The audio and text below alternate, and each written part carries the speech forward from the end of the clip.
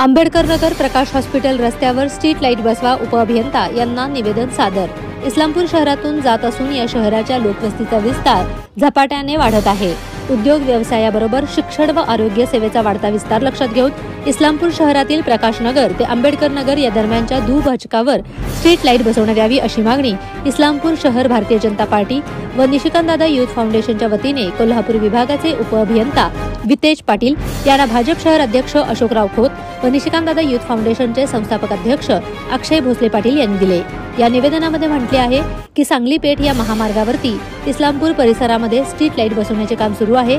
इस्लामपूर परिसरातील प्रकाश नगर येथे Prakash hospital, medical college, ayurvedic hospital, ayurvedic college, nursing college, public school आदी संस्थांच्या माध्यमातून ज्ञानदान व रुग्णांच्यावर उपचार केले जातात। सांगली जिल्ह्यातून व महामार्गावरील अपघातातील अनेक अपघातग्रस्त रुग्ण उपचारासाठी येत असतात। त्याचबरोबर दोन्ही हॉस्पिटलच्या माध्यमातून रात्रीच्या वेळी उशिरापर्यंत या रस्त्यावरून पेशंट, नातेवाईक व इतर नागरिकांची रहदारी नेहमी सुरू असते।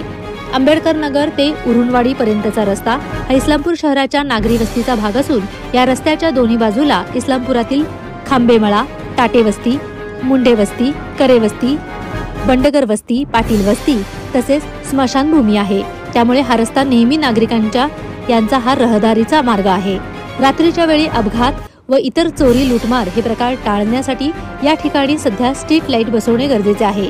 याबाबत सकारात्मक विचार करून आंबेडकर नगर ते प्रकाश हॉस्पिटल इस्लामपूर या दरम्यान स्ट्रीट लाईट बसवून नागरिक, रुग्ण, नातेवाईकांची गैरसोय टाळावी। यावेळी भाजपाचे माजी नगरसेवक भास्कर कदम, भाजपा संघटन सरचिटणीस प्रवीण परीट, मच्छिंद्र शिर्के, विशाल जाधव, पदाधिकारी, कार्यकर्ते, शहरवासीय उपस्थित होते।